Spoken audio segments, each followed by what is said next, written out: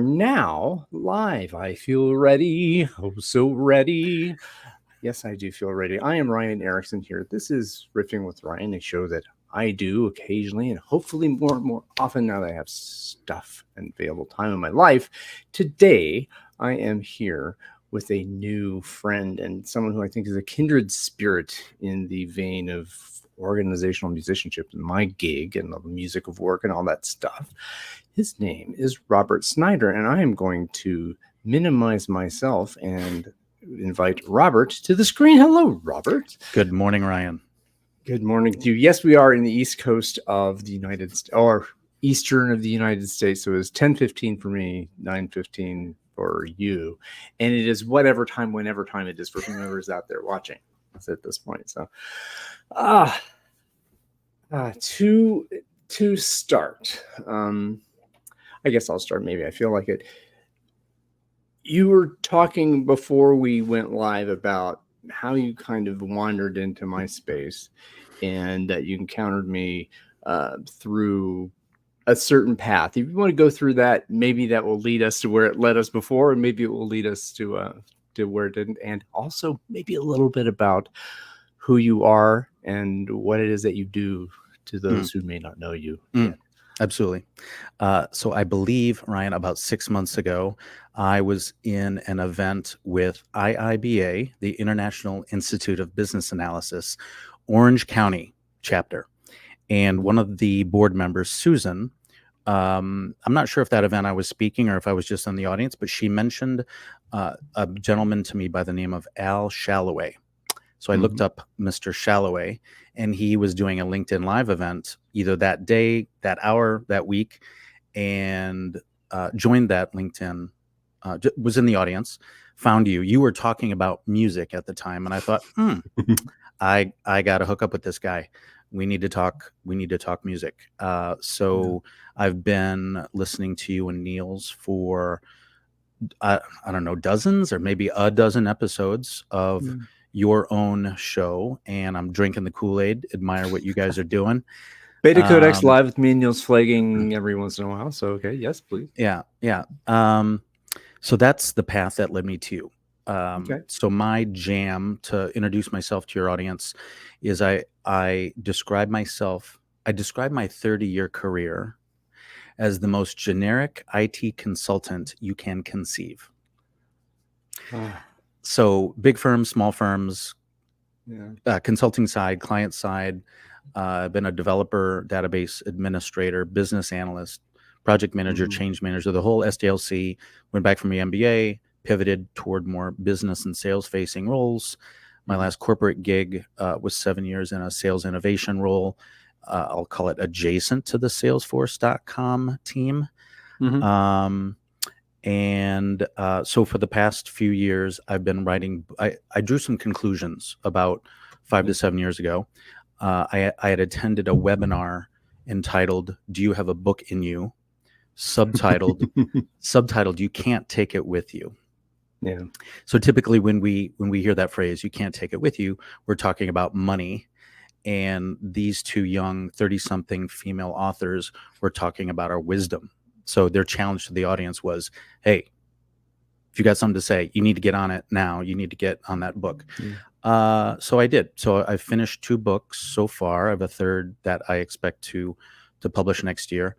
And so the premise of the book, I'll try to hit my personal pause button here, is that I see those 2.5 software-centric methodologies.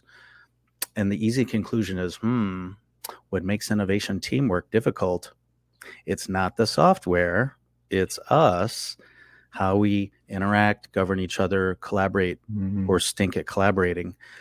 So formulating a people-centric methodology should not make anyone's head explode. And we've got 2 decades of experience and lessons learned to really anticipate the dysfunction, anticipate the narcissism, the poor accountability. There's a pattern in the problem. So my books and my public speaking aim to convert organizations who are sufficiently exasperated with their current methodology, whatever and it's always hybrid, right? No one's purely waterfall, no one's purely agile. Everyone is hybrid. Okay, so but if for companies who are sufficiently exasperated with this software centricity, then I think that they would benefit from what I have to say and what I have to write. Hmm. Wow. Well, we already have the first comment based on what you said from someone in your domain, Thea. Oh, nice. So, Thea and I met through IIBA. Thea, congratulations on your new position in your chapter. And Thea does a lot of public speaking herself. So I consider Thea an ally and an early adopter. so innovating with elegance, maybe I would say, right? Yeah, yeah. So this is again, I kind of I drank the Kool-Aid from that same well, and maybe in a different spring, about if you have something you want to say to the world that's important, that you say it, put it in some kind of artifact, and get out there and sing the song, read from the lead sheet that are the ideas of your life.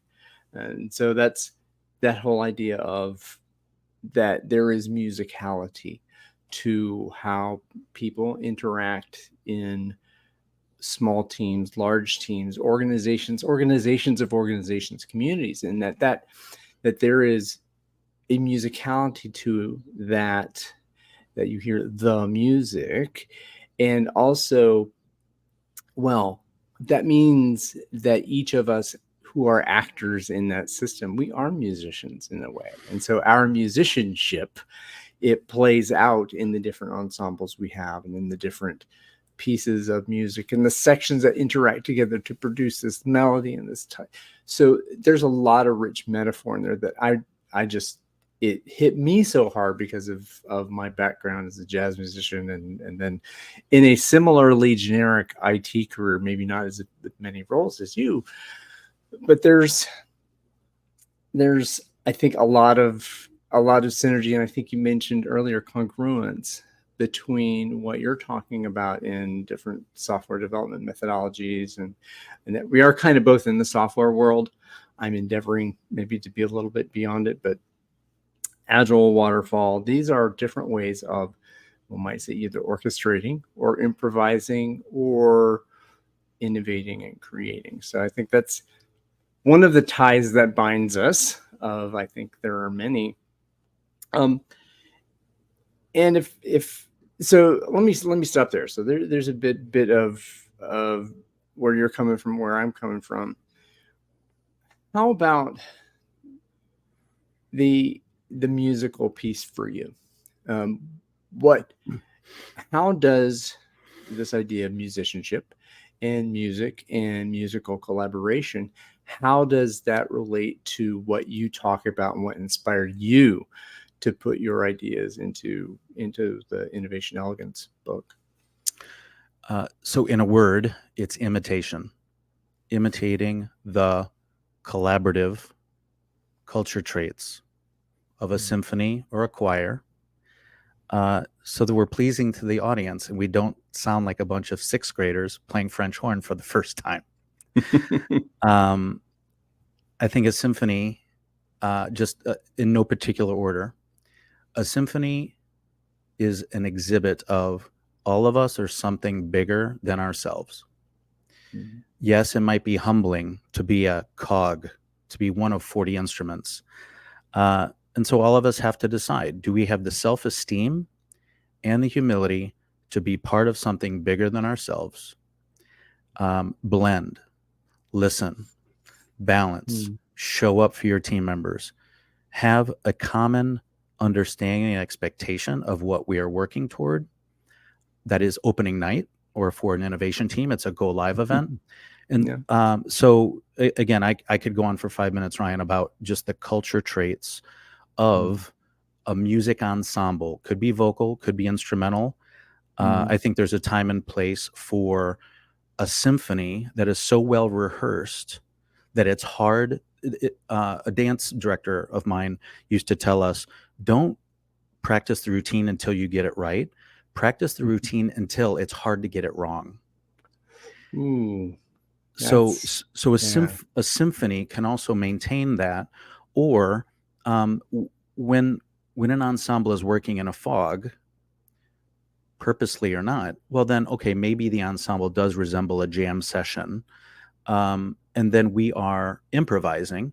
There are still rules with improvising, and we could go into the premise of yes and etc. and talk about the culture traits Sure. of improv. But to bring it back to music, I just think that the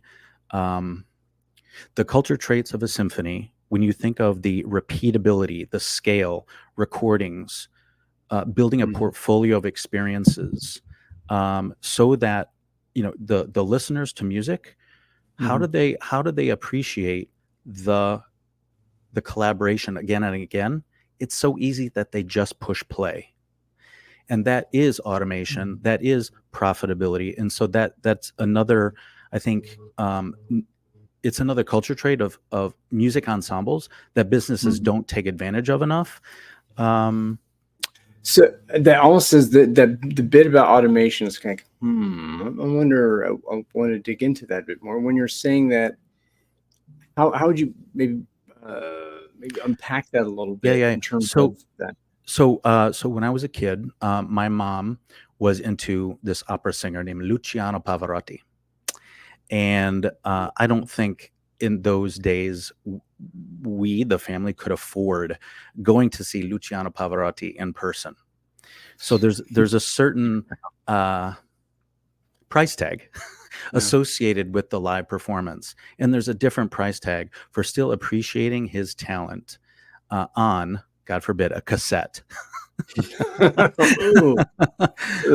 How to say you're 50 without saying you're 50.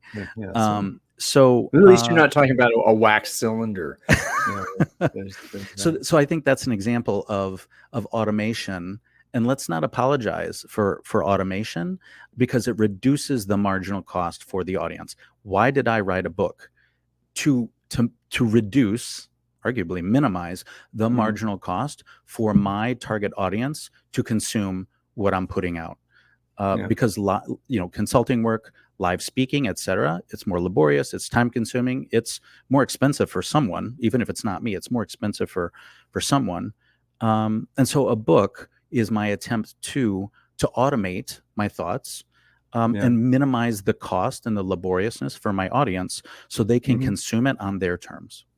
Right. Like a recording, like a music recording, right? I was just going to say, it's okay. Here's the tune. I've written the tune. I've rehearsed the tune. I've arranged the tune. It is in this way. Maybe I've hired some players to help play these parts in this song and all the stuff that you've taken the time with intent to produce an artifact that says, here's Innovation Elegance. And this is the Innovation Elegance album. Right. And so there's the automation and of that. I get it in that the marginal cost of not going to not having to pay, as I did, whatever, hundreds of dollars to see Peter Gabriel live in concert in Columbus, Ohio. Yeah, I could have, and I did buy each of the, listen to each of the songs in sequence, so I knew what they are. But the experience of you is valuable, and as we see more and more automation, that we can have more and more tools to automate what we do in the AI range, the value of what we're doing now, this just improvisational conversation about what you've all saying, what you have inside of you, what you are capable of saying. You've automated that into the book, and now it can come out, and we can tease that and tag it in different ways. So, the value of live performance versus the value of distributable, static content, and I think that's an interesting place to go, because it's going to get easier and easier to distribute static content and to create static content that may not seem so static. So yeah. Okay, so warning to you, not a warning to those of you who've seen me before. I will tangentialize randomly, and we will end up places where we have no idea how we got there, or how we will get back, or if we will get back. So, I don't believe in mistakes. Wherever we go is the content right, work. it's the right path. Amen. And this is why I love open space technology so much. Whatever happens is the only thing that could have happened, as it is, and has contextually for me in life over the past couple months and years about what's happened here. So, um, ah, the so innovation in general. What was it? Why is innovation important to you? And why was that as opposed to developing better software, or whatever, helping managers manage better? What was the why did why innovation? Why does that matter to you? So I believe innovation is beneficial because it improves our standard of living. Pick a century in human history, and trying to do things better, faster. With I think there are how many D's are there? So technology helps us with the 8 Ds, and I'm not sure how well I'm gonna get all D's, but innovation and technology help us with whatever is dull, dirty, dangerous, demeaning. And in my book, I get all 8 repeatedly, but dull, demeaning, dirty, dangerous. That is why we innovate, is to improve the human experience. Because and we could think about the opposite. Would we ever innovate something and then say, "Oh, no, that was a bad idea. Let's." I mean, the creative destruction is still purposeful and moving in the right direction. But anyway, that's my attempt to be succinct with your question. Why do humans innovate? I mean, we could go into and I may have already answered the question. Why am I passionate about improving innovation teamwork? Is because I see the pain. I'm experiencing the pain. I'm observing the pain. I'm listening to the pain. There is a lot of exasperation out there. And I don't think we have to accept it. There's that acronym VUCA: volatile, uncertain, complex, ambiguous. I have plenty of people telling me we need to surrender to VUCA. I violently disagree. We absolutely do not need to surrender to the chaos, the cruelty. We don't need to surrender to VUCA because we have the tools, we have the metaphors, we have the inspiration, we have the language. We just need to think harder about how to orchestrate. What is the right discipline? What is the right empathy? What are the right habits? The word right is really poking at me, that Okay. there's a right way and a wrong way, and that I would maybe prefer to go. And I think I also want to get into the VUCA thing, because I think we've talked about that a little bit. That I hope I didn't interrupt you too much, but I think each situation there are patterns that are consistent among human interactions. I think we get that at the macro level, we start there. People collaborating together to produce value for a group of other people who have a need that we can continue to meet their need by being together. So that system of interactions has, over time, as technological innovations have happened, globalization, global markets, and the move from factory goods to knowledge work and all this kind of stuff, that creates more volatility, more uncertainty, more ambiguity, and definitely more complexity. That just is. See, and that just is, in that those complexities, I feel, and please, we don't have to agree, as you might know someone I say that with.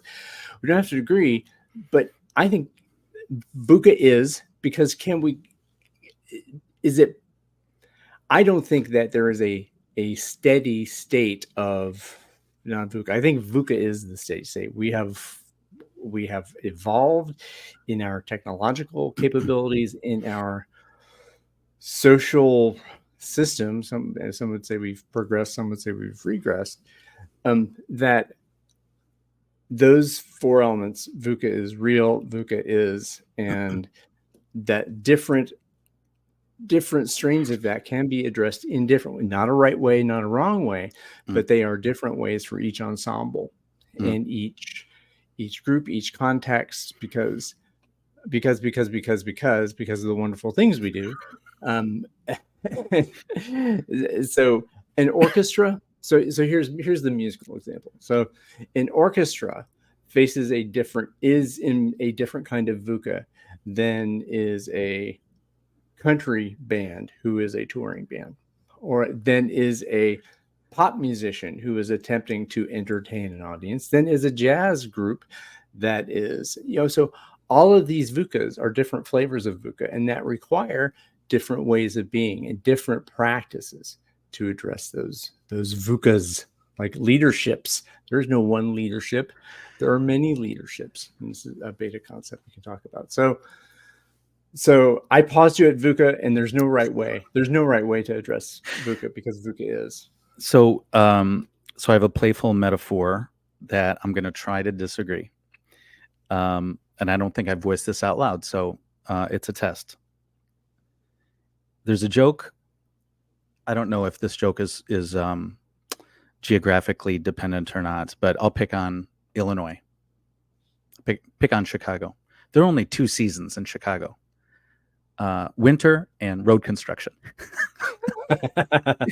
So why is that relevant to VUCA? It's because road construction is a form of innovation, right? Why are we constantly, why are governments, why are humans constantly building, rebuilding, fixing things? Again, it's all to reduce marginal cost.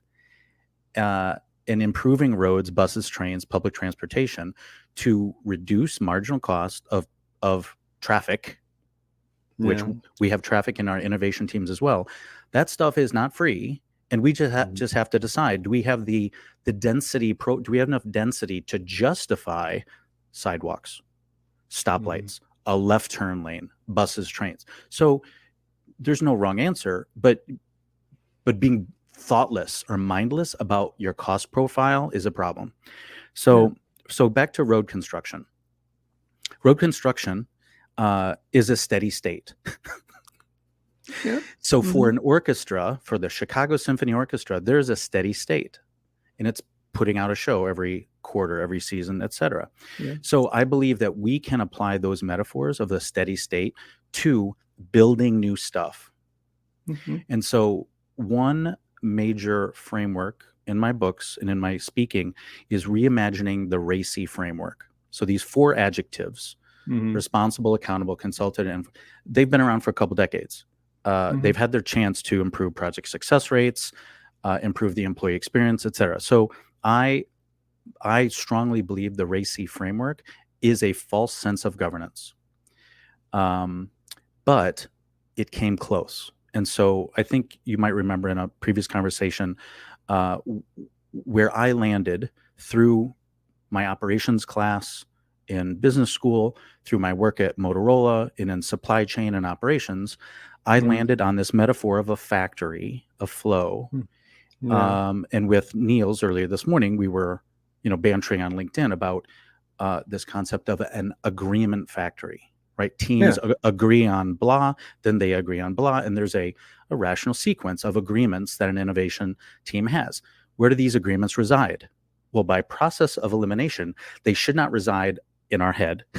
One person said, 10 people said, and then another place they should not reside is buried in someone's email. So visibility, or there's this term for legibility. That was okay. So the third communication channel is, drum roll, God forbid, structured documentation. But not comprehensive, but structured. Right. Well, and not comprehensive. It's just like you're not going to go into a city and build a comprehensive train system. You're going to build enough train stations and train lines to justify reducing the marginal cost that you can justify the increased upfront cost.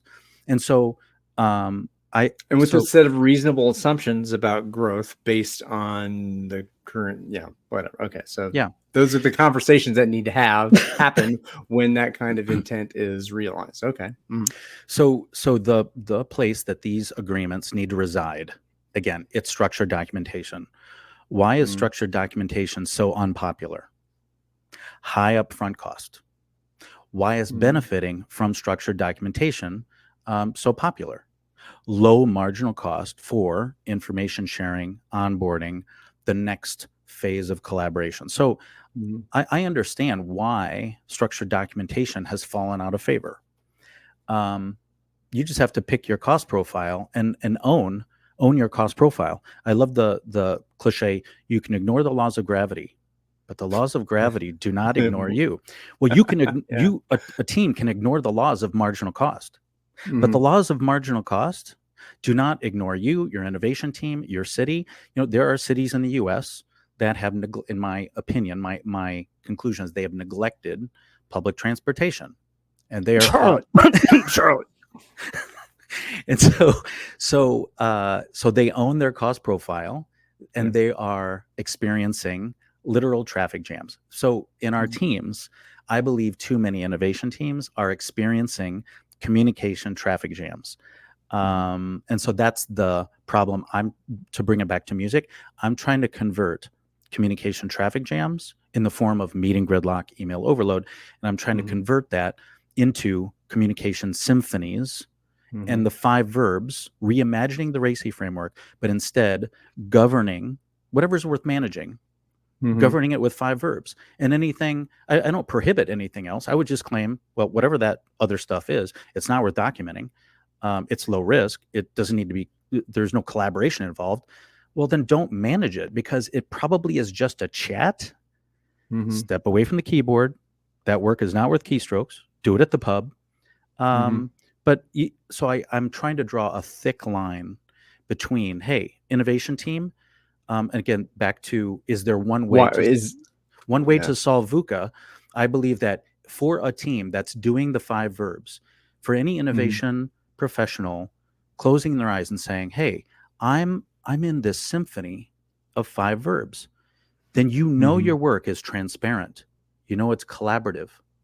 It's got a Mm-hmm. micro sponsor because someone has assigned approve. And then it's going to be shared with those who are not contributing, to avoid bureaucracy, that sort of thing. It's a bold claim. It's an audacious claim. But to Mm-hmm. combat VUCA, I believe a team that is obsessed with the 5 verbs Mm-hmm. is shaping a culture of amazing discipline, amazing Mm-hmm. empathy for the next team, And amazing. themselves and each other within that team. Very, Absolutely. very important. Absolutely. Primacy. Yes. Meetings and emails are wonderful servants. They are horrible masters. And all I'm Yeah. proposing is that organizations, like, I understand the addiction and the comfort zone of meetings. I get it. But they're Mm-hmm. in the front seat right now, and what's in the back seat is meeting minutes.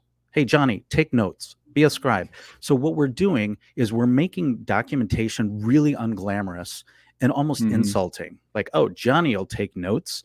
And all I'm proposing is just invert what's in the front seat with what's in the back seat. In the front seat, 5 verbs. What's in the back seat? Your meetings Mm-hmm. and your emails. Yeah. The that was a big riff, lots of stuff in there. Um, the verbs to me sound like components of a practice, right? And this is the idea that I'm borrowing from. Rhythm and habits. Yes. Right. So there's our practices, the practices of how we interact, how we agree, when we consult, how are we going to be together? Do we, you and I working together on this team and the other 3 people that are here, do we respect each other's mastery? And assuming there are those basic assumptions, I assume your mastery, I respect your mastery, and I respect your human dignity and agency to disagree with me, and for us to have honest and open conversation about that, and say, well, this innovation I don't agree with where you're going. Can you help me understand that? And I will consume that, digest it, and help you understand what I and that's not a fast process. And that's I mean that's the music. There are these practices of I'm thinking when you said verbs, this gets back to these practices of doings, the ways of doing that become a practice as a way of being, which I'm borrowing that term very specifically from a book by the late Peter Vale and a friend of mine, Dave Fearon, called Practice as a Way of Being, which is our practice of musicianship, right? Is what's our rhythm? Do we agree on the rhythm? Do we groove? Are we playing off the right song sheet? Are we in tune? Do we have technique? What is our who's our audience? Are we what is our interaction? How do so all of those things that become embedded in you as a musician as a result of in-depth training, that you train for your technique. You train, you rehearse, you think, you prepare, you rehearse, you perform, you have dress rehearsal and these kinds of things. Those are all metaphors of a practice of musicianship. And I think that's what comes up to me as the way of being is a practice of musicianship, and that these agreements, well, they're tacit when you are really in with somebody, where you a quintet or best a trio is the best, but up to a septet, that there have to be these tacit agreements of you're going to come in this bar, you guys are going to rehearse, you're going to be this is but that oh don't do that. You know, that's the tune we're playing. This is our arrangement. And yeah, we're going to improvise around the edges, and we're going to sense and respond, you know, that kind of bit that we're there. So Can I respond to that? Oh, please do. I think I took it somewhere else again, but please respond. So I'm gonna riff off the word embedded.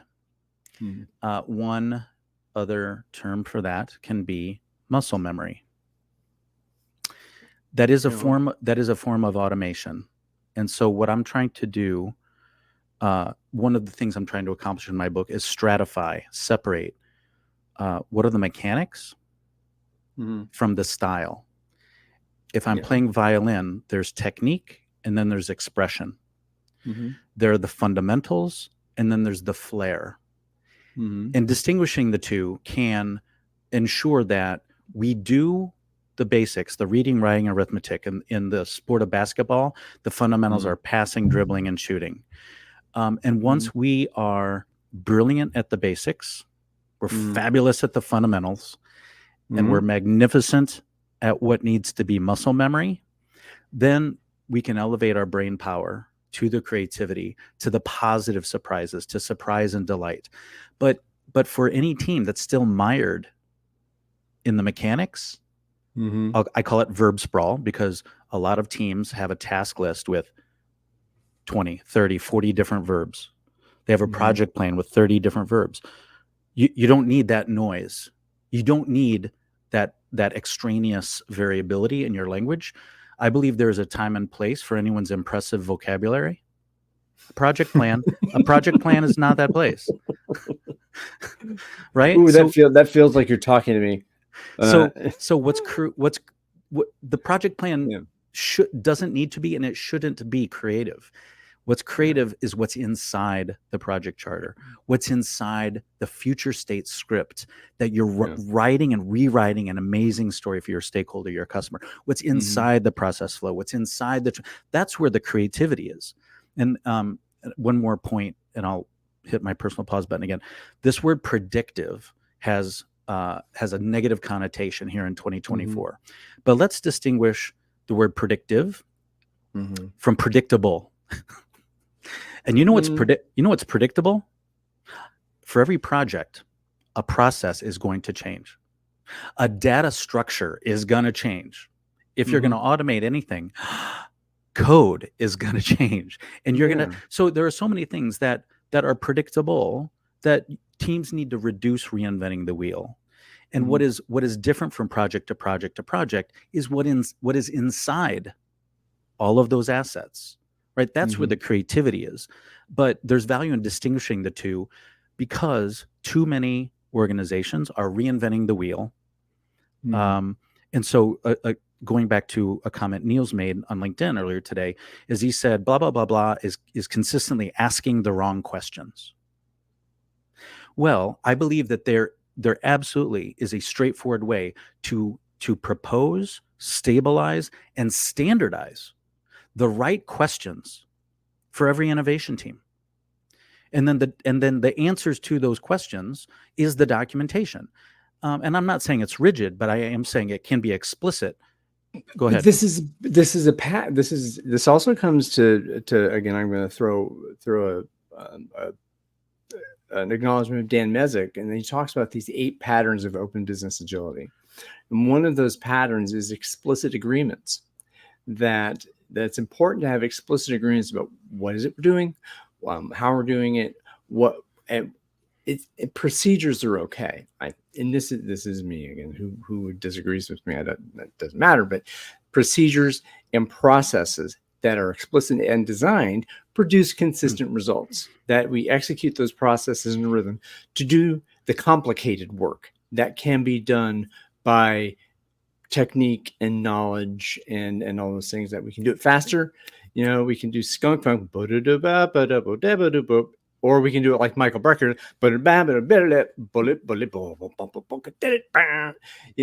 and that's but the tune is the same, right? So we are agreeing to play a tune that has a specific set of notes there, that we agree on, a specific set of chord changes that maybe we vary, but the basics are there. Mm, And that's okay. That's the score of the mm, symphony. mm, Beethoven's Fifth has not changed, mm, right? It hasn't changed. But you talk about the style and the flair, mm, that there's, that is the improvisation of the Western art musician, the standard symphonic musician, is that to be able to interpret and to really grow in interpretation, that multiple performances, and that putting different nuance in that a conductor who recognizes their role is just to be a facilitator of those interpretations, and to be this dynamic source of influence. And this is not because I can't control every person, but yeah. I have three The responses, but go ahead. But You're go no, ahead. I think the Beta Codex way of talking about that, and what I've learned, kind of taking what you're saying, and with that's about preparation, not planning. So I'm not necessarily, I don't have to plan to play. I mean, I kind of have to say, when is the performance going to happen of the Mm, Chicago Symphony. mm, But the preparation of, I'm going to practice the part, I'm going to practice in section, and then we're going to come to rehearsal together. We're going to practice, we're going to prepare. And that is the same, I would say, with an innovation team, that our preparation of our daily practice, the daily work that we do, that we're doing within, we're mm, doing Java, and back in the day, Spring, or now we're doing Angular, or we have to do this with this set of web services, and that this is our architecture. This is the symphony that we're playing, but the art happens around those constraints. As we embrace the constraints, we practice and prepare within them to be able to address and dance with the uncertainty, and create beauty out of that uncertainty. That, I think, is the magic, and that's mm, that innovation dance you do. So mm. again, pause, and then back to how you wanted to come back to that. So, in no particular order, because I was madly taking notes. When you say the word explicit, the word unforgiving comes to mind. Mm. Right? There are times and places for teamwork, to be forgiving and unforgiving, and let's not forget of how unforgiving is code. Oh. Right. So It is this absolute in its right. So unforgiveness. Yeah. so so so upstream from that unforgiveness of code, a team has to decide how forgiving, how squishy is their stuff upstream going to be, because a team that aims to retain a high level of squishiness, you're not going to be able to code. So you're not going to go ahead. Again, I'll pause quick, but there's you wrap an API around this set of code here, right? If I'm going to interact with different pieces of code and different pieces, this is So I think that's the constraint, and the container is the API that you're performing to create within, in a way. Fair. Okay. So explicit is not rigid, right? They're not the same thing.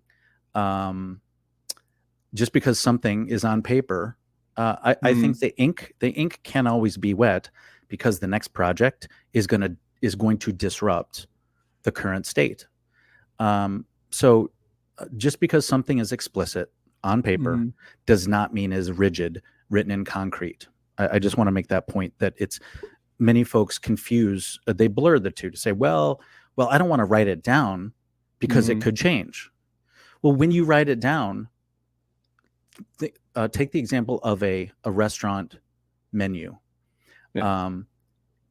When a restaurant has a menu of 50 items, when it decides to change its menu, it now reduces the marginal cost to disrupt the status quo. So anyway, I just wanted to make that point about I like unforgiveness. Well, I like the restaurant example too, because I mean, just because I learned it through music doesn't mean that there aren't many different ways to enumerate or elaborate on that pattern. That the menu is one thing. Okay, we're going to write down the menu because we're going to for this period of time, we're going to charge this price for this entree. We need to order these ingredients. We prepare them in these ways because the chef de cuisine designed that dish. And maybe that dish changes slightly based on a consultation and a conversation. And again, depending on the people involved and their need for control and their need for status and all that kind of stuff, it will change in certain ways. But yeah, the menu on this day, the menu is the menu. There will be variations because we got some stinky fish or we got whatever. But the way the kitchen operates, there's a standard there. The way that the service is provided, there's standards there. But there's also so much improvisation in the way that the dishes carried to the table and then served, and then in the level of improvisation changes based on the role and responsibility. Say a front of house has this, back of house has this, and all of that stuff is that requires an awareness and a sense of respect for the mastery of each of those roles, depending and regardless of the level of complicatedness in those roles. So, so can I react? Well, go ahead. I guess this is on the keeping myself on theme. But explicit versus rigid versus unforgiveness in terms of documentation. That we're not talking about comprehensive documentation is a lot in general universally wasteful in the vast majority of situations. So please. I'm just promoting execute the 5 verbs for whatever is worth reducing marginal cost. It's like you only build a train system wherever it reduces marginal cost. In a small town of XYZ, you cannot justify a train system. I think it's the same thing with documentation. Some intersections cannot justify a left turn lane, a right turn lane, or an overpass. It's the same. It's all about the money. It's about the cost profile. It's about the density and the volume of traffic. So teams that have a low volume of innovation, you not only do you not need much documentation. Volume or volume as in amount, or volume as in pace and frequency? Either both. I'm being vague on purpose because so something you said So back to the restaurant metaphor. Mhm. Certain things are put on paper because they're worth formalizing those expectations to Mhm. reduce the marginal cost of setting expectations. Now, when you talked about the style of presentation or the style of delivery to the table, a server walking toward a table, that stuff is not worth documenting, micromanaging, etc. So that is the flair, that is the style, Mhm. so again, it's another example of it's worthwhile to stratify and distinguish what is worth um, the mechanics, what is the mundane, Mhm. what, and also documentation encourages simplification. Mhm. Because when people say, this is too difficult to document, well, that should be a red flag. Mhm. as in you're going to let yourself off the hook, and you're not going to be demanding of yourself, and you're going to let the expectations, diverging expectations, reside across X number of people. um, it, That I, it amplifies the it variance. amplifies VUCA, It amplifies, yeah, all of that. the Yeah. fog, the squishiness, and it undermines automation. It raises your marginal cost and hurts your Mhm. profitability.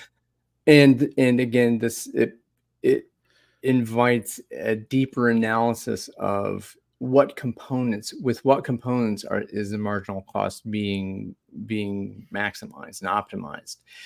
That there are, if we're talking, this came to me recently, just hearing you that talked about this, the lean RFS episode, that one, that the latest one with Ian Glenn that we did on the Beta Codex Live, was that there's this idea in a fast moving production environment that you have a large number of what we call the greens, which are easily repeatable, documentable, producible tasks that you can do. This is your 16th notes on IAT. Amen. Yeah. And that's you can produce that 90 whatever percent of the stuff you can really do. You can schedule around it. That's your constraint. But then there's these red components that are more unpredictable, that the grit will, if you try and standardize those pieces too much, you're going to create more, oh God, there's a word for it, this It could be called failure demand. over-engineered. Yeah, gold plating or whatever Yeah. we're talking Yeah. about. Yeah. But yeah, it's important to dig down into, um, well, the marginal. I mean, there's an aggregate marginal cost, of course, of just producing in general, but each of those components has a cost, and that you can again, you aggregate them to a certain point. Maybe that's what I'm trying to say. That the lean RFS, again, the book or the episode, I think it's a very interesting way of addressing that. And I'm thinking of that what you're talking about, it has an application possibly in software and what we're talking about, because the innovation, yeah. Okay, so Mm. Mm. pause button. I Um, like that. So aw- it's your course now. okay. So one more lighthearted comment about a restaurant and the written menus. It's one Yeah. thing for a restaurant to have a single paper menu at the table. It's interesting to think about, well, would it be overcomplicating it? Would it be over engineering when a restaurant says, you know what, we need a separate drink menu, we need a separate dessert menu? Why would a restaurant choose to partition uh, and bundle? That's an important word. Bundle these expectations and Mm-hmm. perceptions for its diners, its customers. So, I Mm-hmm. I think the word bundle is a neglected term because when an innovation team is thoughtless about the size of a bundle, you get yourself into trouble. When a bundle is too big, uh, right, it'll get demonized as saying as being labeled waterfall. Fine, but Mm-hmm. also there are bundles that are too small, that are petty. So I'm hoping that my books, my public speaking, the frameworks, and the 5 verbs will help teams right size this expectation factory. Mm-hmm. And so something you said about, embracing the constraints, um, but something you said made me want to jump back into the metaphor of flow, Mm-hmm. progression, momentum, a Mm-hmm. factory. Yeah. And um, so this notion of a bundle, again, when it's too big, there's downsides for this, for bundles that are too big. And it's Mm-hmm. overhead and annoying when the bundles are too small. And so I think Mm-hmm. that teams would benefit from being more mindful about what is, so instead of MVP, minimum viable product, I love the acronym NMV. What is the next most valuable bundle? And back to Neil's point on LinkedIn this morning is, if XYZ, and I won't name names, isn't asking the right, is reliably asking the wrong questions. That was his statement. So then what is the right parade of questions? What's the right, what are the optimal bundles, Q&A bundles, that teams need to ask themselves, ask their customers, and answer to set expectations and shepherd this ruthlessly disciplined and gracefully empathetic expectation setting factory Mm. that doesn't need 30 verbs. You need 5. Yeah, and I think there's this, what is it? SVO, subject, verb, object, and there's some kind of thing, SVO.P or something. I love There, active voice over passive if you're tiptoeing into active voice. yeah, I think that that's part of it, but having an explicit agreement within our sphere of activity that these are the verbs, this is what the verbs mean, this is what is our language, this is our lingua franca for Megacorp, or this division of Megacorp, assuming that it's a shitty alpha structure. Uh-huh. Um, but yeah, I like that idea of, and this is the music too. This is, and it's music, it's food, it's dance, it's in the artistic domains of what medium are we in, right? If I'm a jazz player, I need to know, whatever half diminished scale, or I need to know my modes and 12 keys. I need to be able to play Falling Grace in these keys.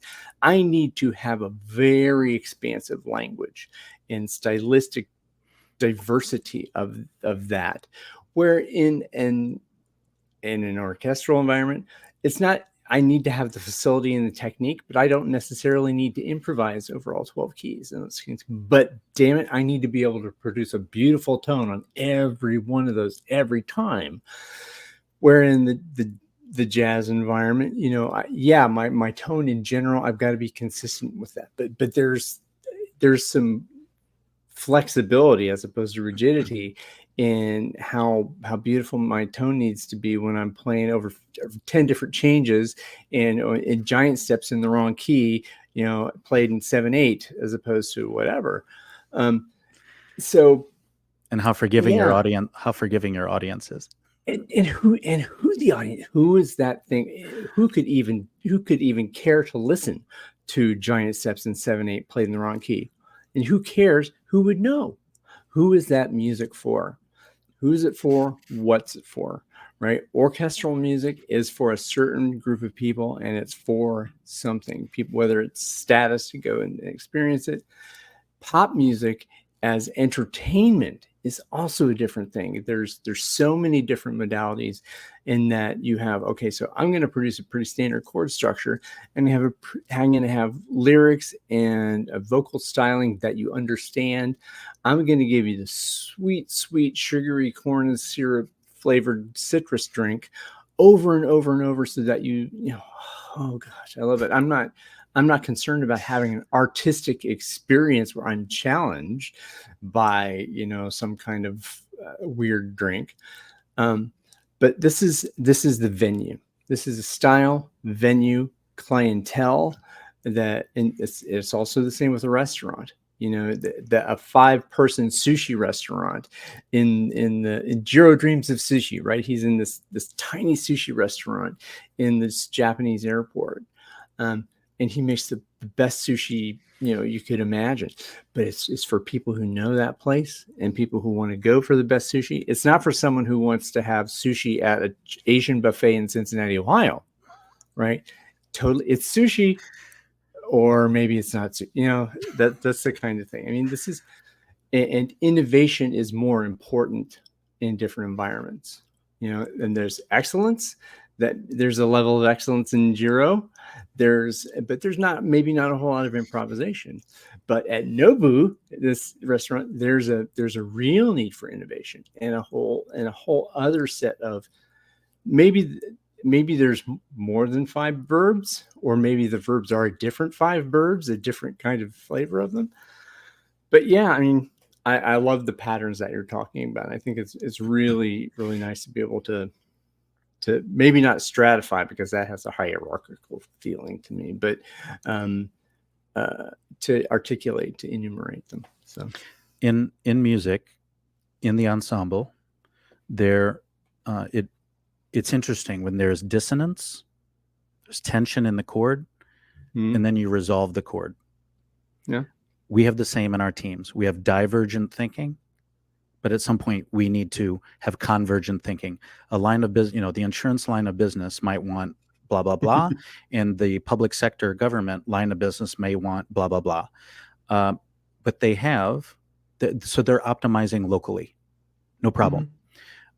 Disagreeing is okay. Demonizing is not okay. And they have an umbrella who's optimizing globally, that person who is the built-in tiebreaker.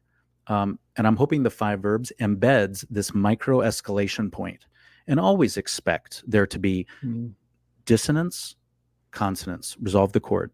And so another parallel with music for a customer experience or an employee experience is, in your favorite songs, there might be a stretch of 4 notes, 1 bar, 2 bars that are your favorite.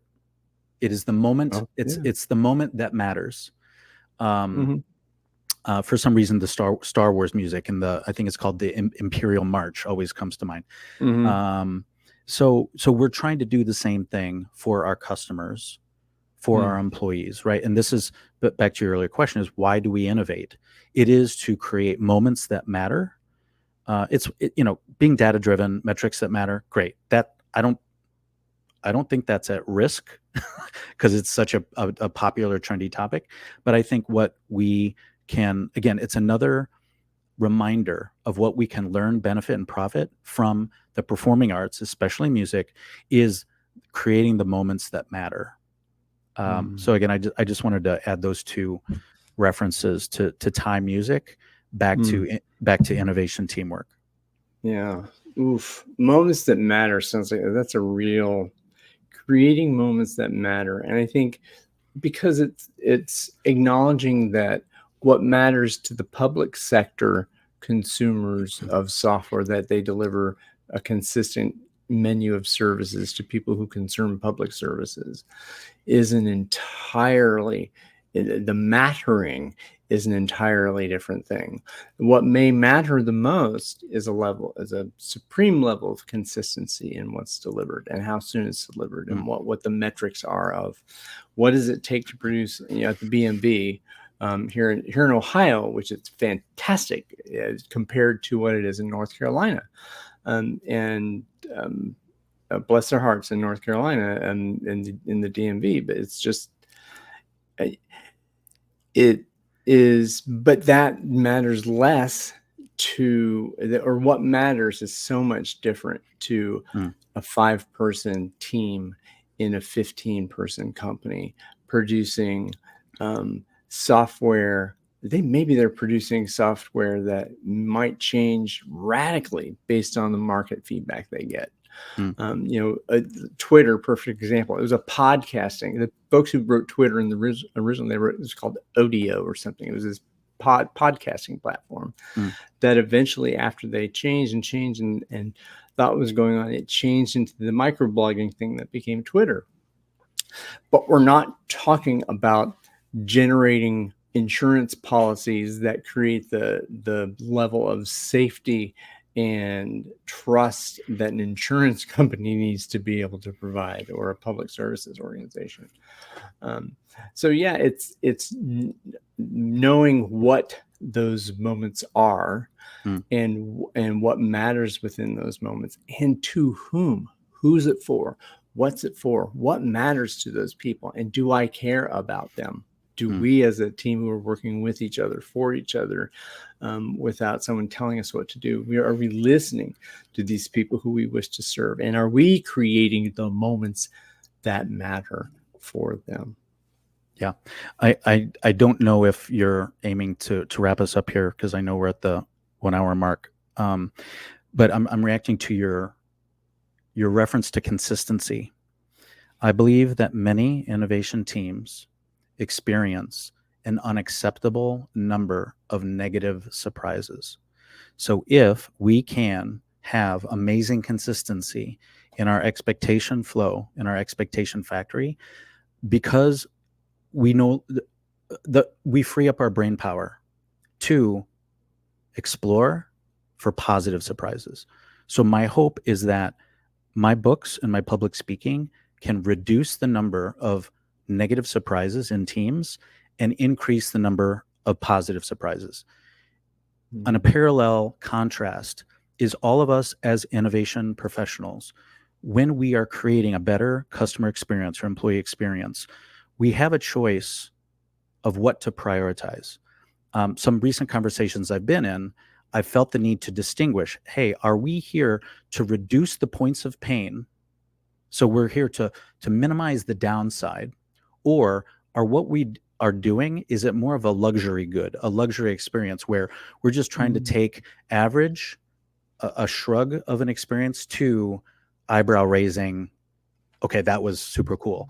But I think there's value. Again, I understand if you don't like the word stratify, so maybe distinguish, but let's distinguish, like, when we are innovating, are we just making something less negative, less bad, and addressing a point of painful, less harmful and painful. Yeah. right. Or are we creating an experience that really is about luxury, delight? I just think there's value in picking a lane. Totally. Totally. Um, Are you endeavoring to create convenience or significance? Right. yeah. And that's and borrowing from Yeah. Seth Godin. I borrow a lot from people that Pleasure, read, so. pleasure or pain? Yeah. Are we increasing pleasure? Are we reducing pain, suffering, Yeah. harm? I don't like to do these with a hard stop, but if it feels like we're if you need to land at a certain place, that's cool. I do not. I do not.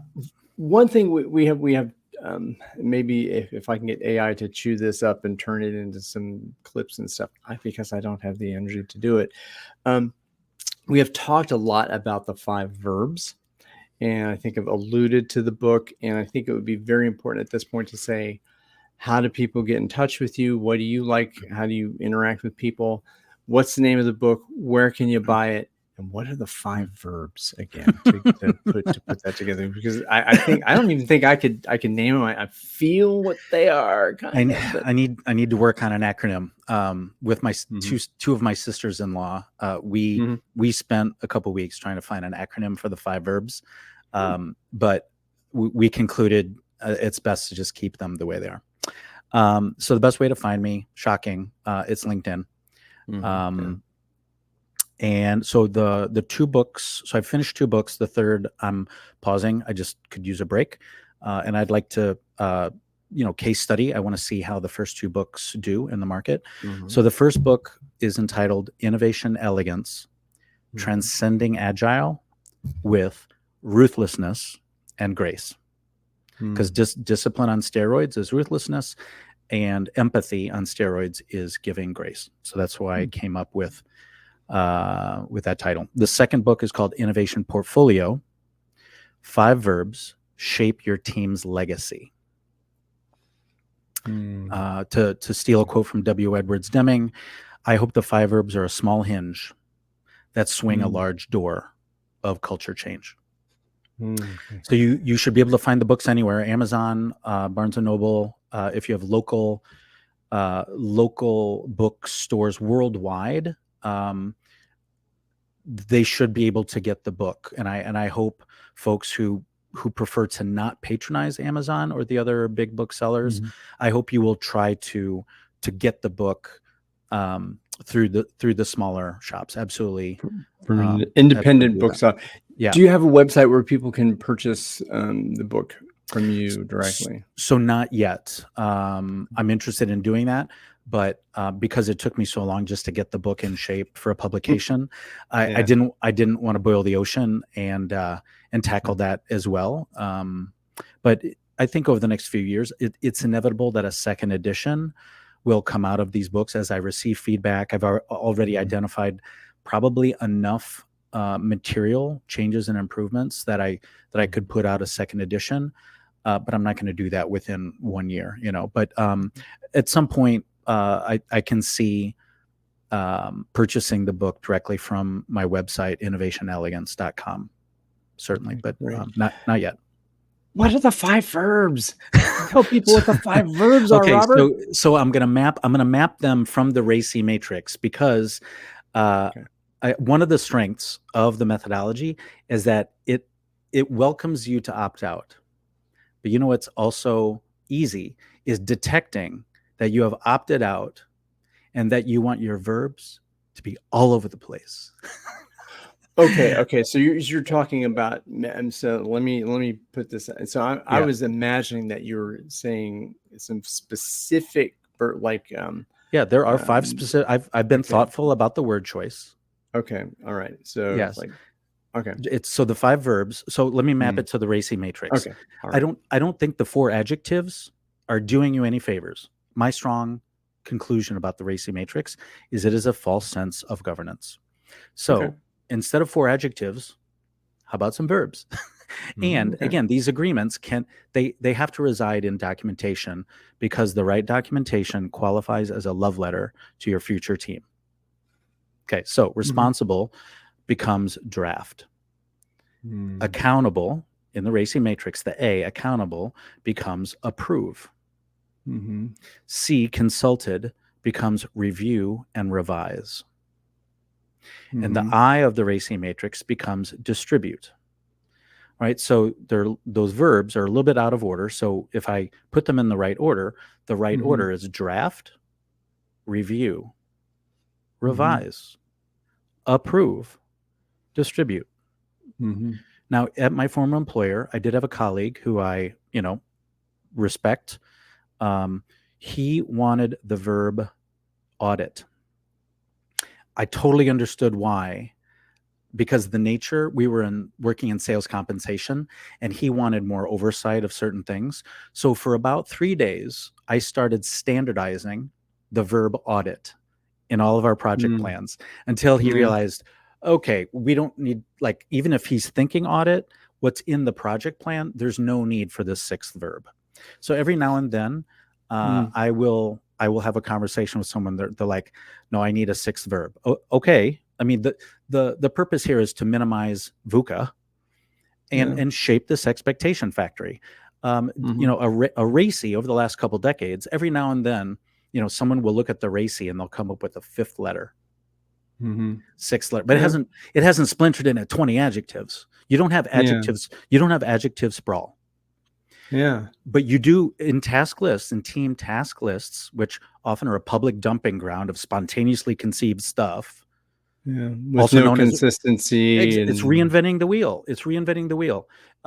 You increase redundancy. I like that. Hidden complexity in verbs like develop, distinguish, consult, determine. Which of that stuff is worth putting on paper? I'm going to claim, you know what? Either the work is worth putting on paper, governed by 5 verbs, or do it at the pub. Because you're taking a hard stance to say, no, this work, whatever we're doing, I don't want to draft it. I don't want to review and revise it. So if you reject the 5 verbs, then you would also reject the RACI. It's just a chat. Why even I'm not saying prohibit it. I'm just saying it's not worth the project plan. Yeah. Just don't govern it. This is almost like, getting things done, like David Allen. something like that. I don't know if you're familiar with his work in terms of personal productivity. There's this idea of the 2-minute rule. If something takes less than 2 minutes to actually bring to completion, you don't have to document it or anything else. Yeah. It comes in and you blast it out, but there's a level of projects that you have that have beginning and end. There's a specific set of what are the components that would be super awesome when this thing is done, this definition of done or definition of God knows whatever. But yeah, so there's a level of, there's a stratification, or there's different granularities that have different rhythms to them, and different. Yeah. So this stuff is half baked. This is not ready to be put in the oven and baked into a cake. We're talking about, we're still at the point where I don't know what to put in the damn mix. Is this a chocolate chip cookie, or is it a pudding cake, or is it wedding cake, or is it red velvet? What's it need to taste like? Who am I baking this cake for? Why am I baking this cake? And why should I even begin to do something, to draft a recipe? There's value in work product and saying my raisins are this. Okay, so having a conversation produce something that's worthy to draft and put into the review process and to ingest into the process that you divine the factory. So what do you pop into the funnel at the top of the agreement factory, and what do you expect on the way out, so that you can produce something of value? Maybe the agreement factory at certain times needs to be tuned because the output you're getting isn't as consistent, or it's not creating the delight you want to create, or anything like that. So yeah. And so can I respond to that? Yeah, please. Sure. For the last couple decades, there's been this term competitive advantage. Advantage. Every company wants a competitive advantage. We're a hyper-competitive society. I think we can check the box on competition. What would it mean to have a collaborative advantage where we could say, wow, we collaborate better than anyone else? My aim, my vision for the 5 verbs is that it creates a collaborative advantage for a team. And because collaboration is, I think it's important to put a constraint around what kind of collaboration are you talking about? You're talking about intra-team within the 5 to 7 person cell, that there's this so I don't dictate that. As an author and a public speaker, it's not, the boundaries of what I'm proposing. I think the 5 verbs are very scalable. Your team might be a family of 4. Well, but the constraint, but the constraint is the organization. We're not talking about, you might consult. You might consult with certain agreements. It's very possible you would consult. You would involve an upstream supplier, a downstream supplier. So again, or it could be a customer. Okay. So I'll again, I know I'm kind of jumping back in, but the collaborative, there's, if I am easy as an organization with operating within a certain sphere of influence, that there's a level of it to be easy to work with me to get what you want, customer. I want to be adaptable. I wanted to make it easy for you to contact me, easier for you to understand what I'm doing, easier for you to know what constraints I have, and so that I know what constraints you have. So maybe that's what you're talking about. How easy is it to work with Ryan Incorporated as a purveyor of services and products? Is our friction all intelligent, thoughtful friction? Do we optimize healthy friction and minimize unhealthy friction? That's another. I think we're saying just different term, right? Different term. It's congruent. It's we have to come together on the right verb, right? Right. The right verb, a verb that we agree on. It is coming to agree. The right agreement is one that the folks who are Yeah. involved with it Yeah. agree upon. Yeah. So, And when folks are skeptical of my verbs, I love to ask them, what are your verbs? Are any of your verbs worth standardizing? Are they worth putting in a rhythm? Are they worth making a habit? Are you verbless? So I hope a strength of the are you books nonverbal? That's just which we would say. is it's okay to opt out. It's easy to opt out. It's easy to detect who opts out, and it's easy to have them own opting out. So if you don't like the metaphor of a symphony, maybe you like the metaphor of karaoke. A symphony, an innovation, it's a team sport. Karaoke, solo sport. If you're more of a solo sport kind of person, you just need to own it. Yeah, and that maybe, yeah, if you're a great golfer, maybe playing on a basketball team is not for you. And and if and and even within golf, if you're a jerk on the course and no one wants to be your caddy, no one wants to be in your foursome, well, again, there's still a sense of ensemble on the golf course, and you need to have, so we haven't used the term HQ, hospitality quotient. I think that is a neglected term. I just gave someone yesterday that compliment. There's IQ, there's EQ, and a restaurateur, Danny Mayer. He started Shake Shack and Gramercy Tavern in Union Manhattan. Restaurant Group or Right. something. Yeah, he's a great Right. example of that. I think his exposure of the term HQ, hospitality quotient, that is a neglected term, and that is an example of a collaborative advantage. When a restaurant or any company is so hospitable to its employees and its customers, that is a collaborative advantage. And I think that is the frontier of profitability. I do not believe the frontier of profitability is in hyper competition. I believe the frontier of profitability and value is in collaborating better than anyone else. And that's why I have such strong feelings for a new innovation methodology, because those software-centric methodologies, they have limitations. I believe they've run their course. And that's why we talk VUCA, quiet quitting, fatigue, burnout. No one asked those software-centric methodologies to optimize teamwork. Yeah. And so that's really what I'm trying to do, is optimize teamwork. And even if I'm wrong, Ryan, someone will take my ideas, they will build upon them, improve on them. So I'm hoping that I'm at least a huge stepping stone toward amazing, mind-blowing ensembles, teamwork. Yeah. Fantastic. I'm with you there. We're traveling on the same route, I think. Yeah. And it also, there's a bifurcation too. I think that's happening. And it felt like you were landing there, and I'm kind of lifting us off, or maybe this is a hint at what happens next, because I'm involved in a conversation with a group of agile coaches, and has this thing that no such thing as an agile coach, right? And I am more and more getting to the point where I don't give two craps about agile coaching. I don't care about it so much. Just that's me. But the idea that there is more that the work domain expertise and the ability to train in a practice, to be a trainer, to have literacy, and have the ability to converse with technical specialists, right, in a software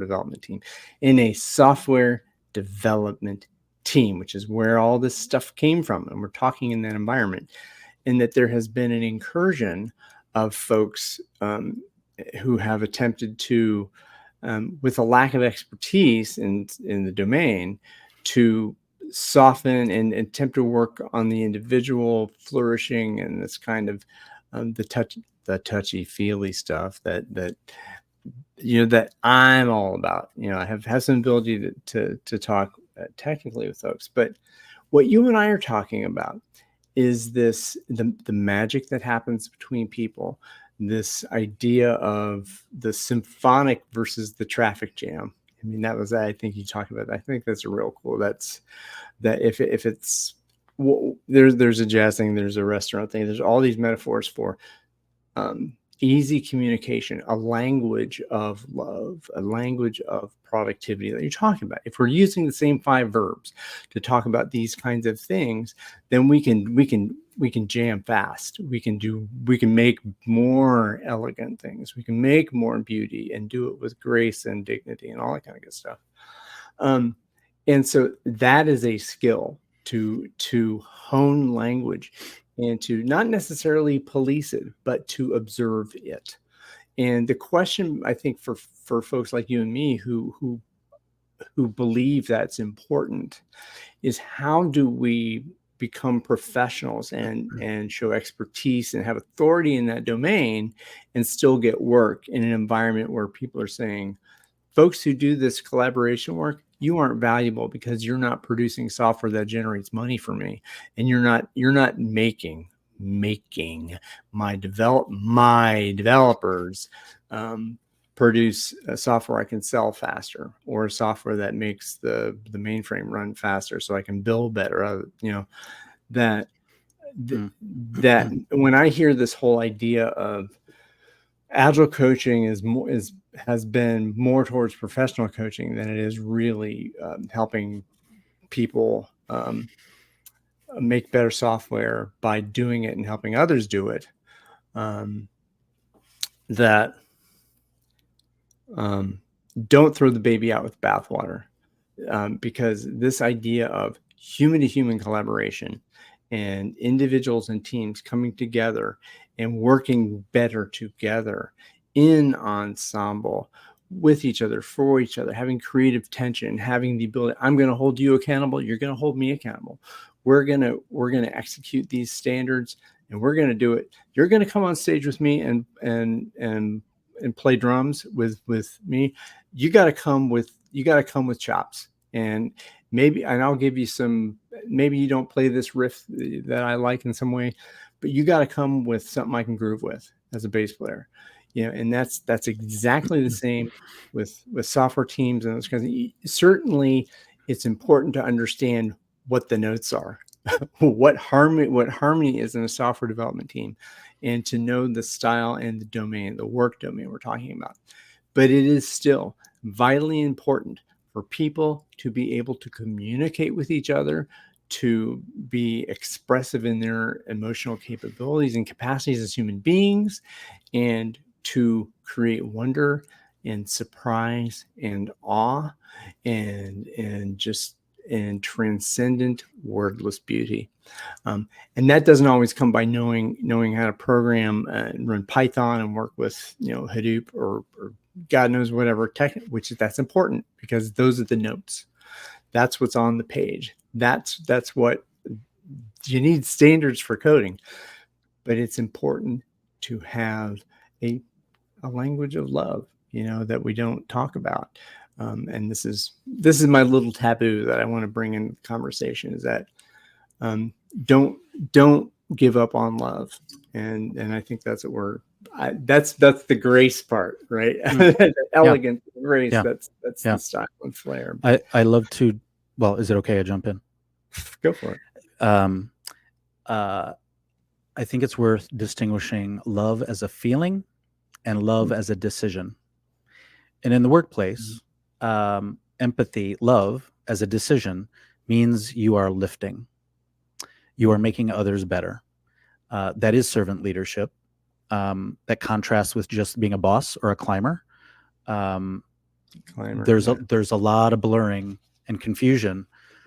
That climbiership and leadership are the same thing. That's absolutely false. Yeah. When you think of a climber, where is their focus? Up the ladder, which means they're a great follower. Whether a climber is a good leader or not, that is mostly a completely separate question. So I think it's worthwhile to distinguish climbership and call it what it is, but it's not the same as leadership. Patrick Lencioni, I'm sure you know this quote. I think my favorite quote of his is that, you know what, there are two, so I'll take that back. But the quote is, at some point, we will not need to use the term servant leadership because it will be the only form of leadership. And that is another goal of my book, is to accelerate servant leadership without saying such. And yeah, so But it's leading, lift, but it following is leaders, lift, it is love. followings, and that topic, I think Yeah. there's another Episode. 10,000 books about it. And Yeah. that again, I think from the cohort that I travel with, there's real a pointed disagreement with that leaders and followers, that can be an abusive relationship, and that the idea of leading and following is not respectful of the human dignity of each individual. So That how the leadership is what happens between people. yeah. Leadership is the agreements we have, and the respect that we have in group with each other, for each other, to allow the idea of what it means to lead, to innovate, to put an idea out there, and to say, this is an idea, let's wrestle with this, and is this worthy of creating? Maybe that's leadership, whatever you call it. I'm not trying to drag you along. It's like, follow me, follower.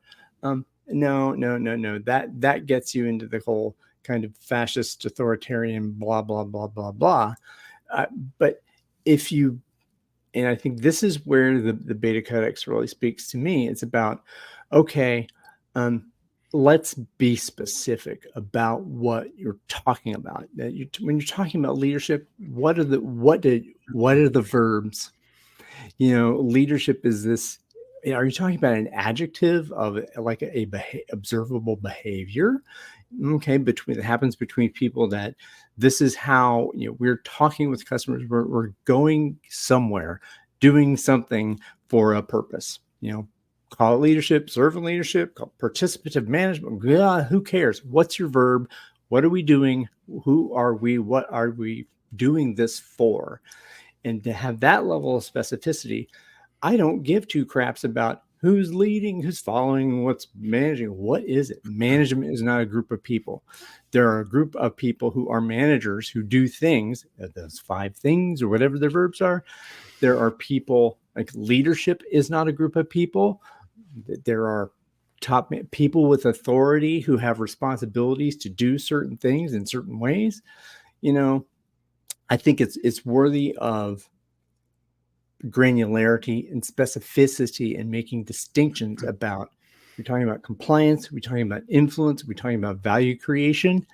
All those are different kinds of, they're different verbs for those different behaviors. And maybe there's the core 5 are here, and there's some other bits on it. And I think that's that leadership discussion. I think that's a great way to go, because I'll go, the musicianship is leadership. Yeah. And that's in that realm. So you are conveying to me, Ryan, that you are able and willing to combat VUCA. I'll dance with it, man. Because you're keen on reducing ambiguity. Clarity is empathy. Mm-hmm. And over the last couple of minutes, you have tiptoed into the world of dance, leader, follower, rejection. Be who your follower needs you to be. Right? As a leader on the dance floor, it is my job to be who my follower needs me to be. You also tiptoed into improv. Who my partner needs me to be. Right. Okay. Yeah. Yeah. That in the world of the art of improv teaches us that all of us can and should lead, but just as long as our team needs our unique expertise, and then follow the follower. Step back. I love the phrase, bring a brick, not a cathedral, right? That is the essence of yes and. So I just wanted to give credit where you are tiptoeing into performing arts other than music. Because there just like music, there is a wealth of valuable culture traits in improv, partner dance, theater. You know this. Maybe that's a launching pad for another conversation with X combination of people. But and one more point about the skills of rejection, the ability to walk away. You didn't use the word toxic environment, but something you were saying reminded me of there are unhealthy environments and relationships out there.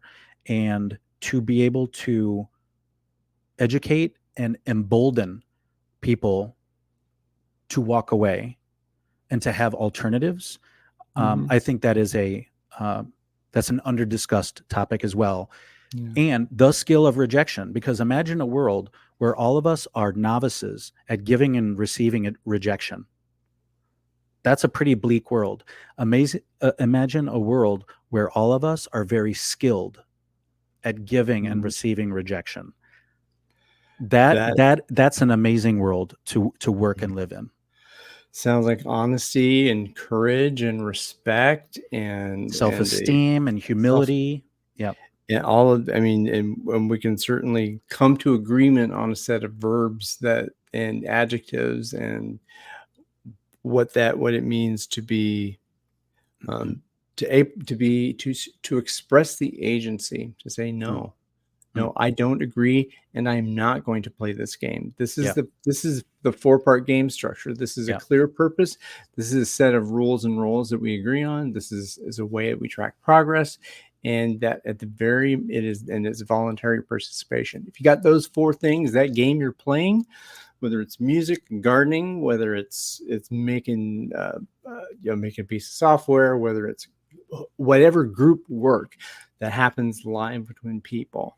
You're playing together, you're playing a game. This dancing is that language of partnership and companionship is, it's beauty, and there's a place to name it when it doesn't happen and to build it.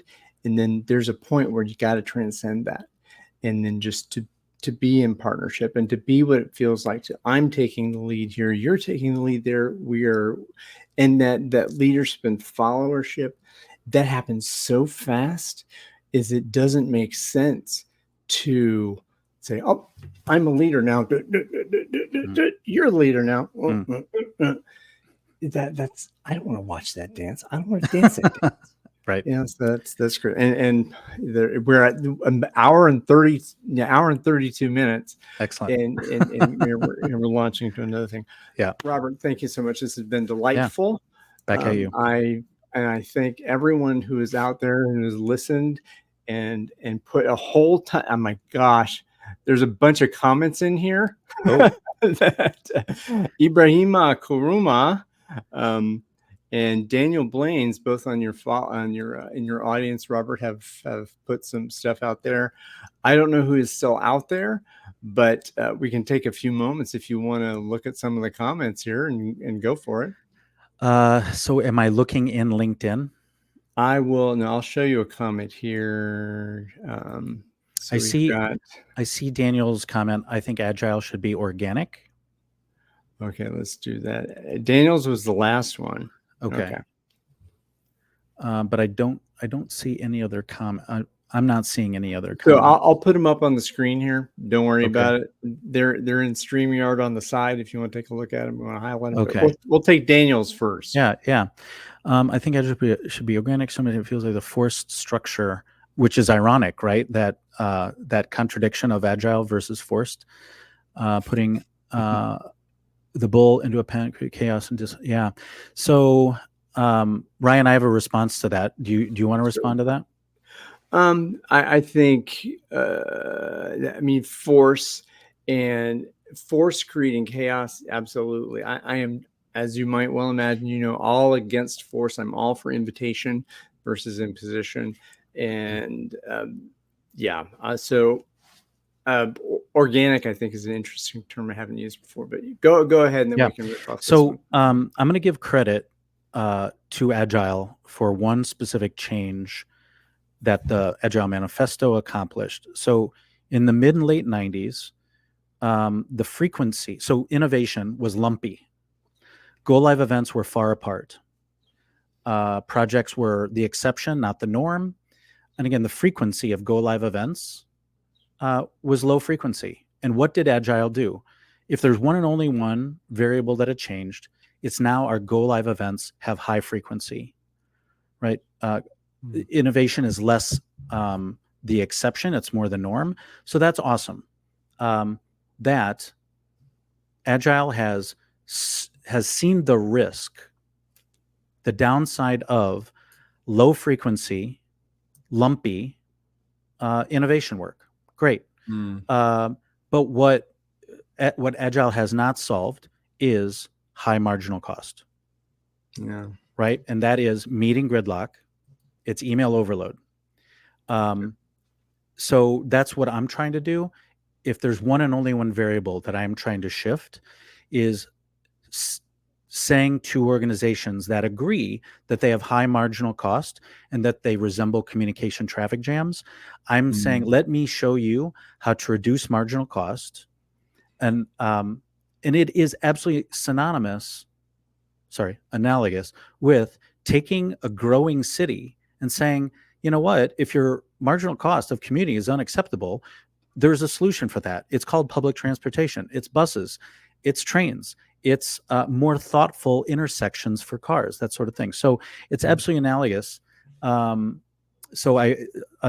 Daniel is often engaged with me on LinkedIn. So I miss the man. We are former coworkers at my previous employer. Yeah,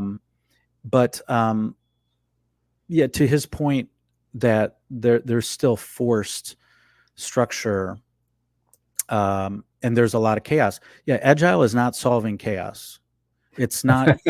It's not solving chaos. In fact, I would say that it is fueling franticness. It's about, because companies now are addicted to speed as a leading culture trait, and if you are addicted to speed as a leading culture trait, you're going to end up with traffic jams. If you want speed, that's great, but every organization must treat speed as a lagging culture trait. What is upstream? What is the prerequisite? It is synchronization. If you are to achieve speed as an ensemble, you must be addicted to synchronization. And you got to practice. Yes, obsess. You must obsess, practice, and that is upfront cost. That shit is not free. No, preparation is not free. You got to do the work. You have to do the reading, as some people would say. You have to have this technical expertise, and it's all we talked about, standards and all this kind you of have to strive for muscle memory. Yeah. And have muscle groups that you focus on. Cool. Yeah. Love that, Daniel. Who else do we have? We have Ibrahima. Cool. Let's see. Wow, he's got 3 there. So stealing, I'm going to say stealing is a form of yes and. Bundling. Okay. Yeah. He is hinting at modularization. Love that.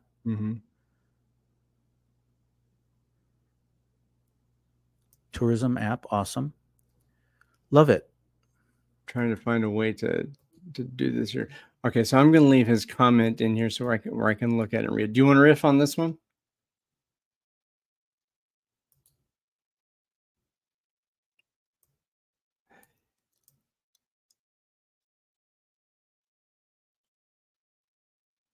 Oof.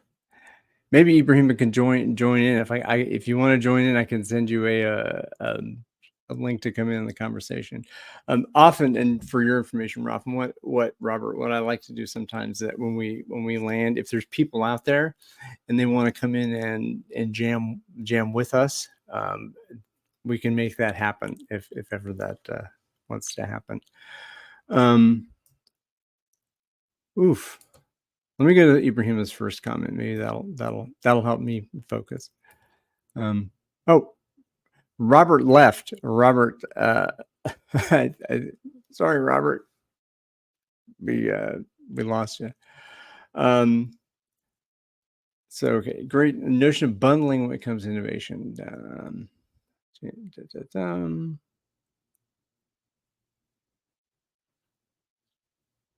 Okay. It's not really a question. That's a good statement. Yeah. Bundle what matters. Yeah. Okay. So I don't know what to say to respond to that, but there are advantages and disadvantages to bundling um, large composed pieces of work as opposed to improvisational pieces of work.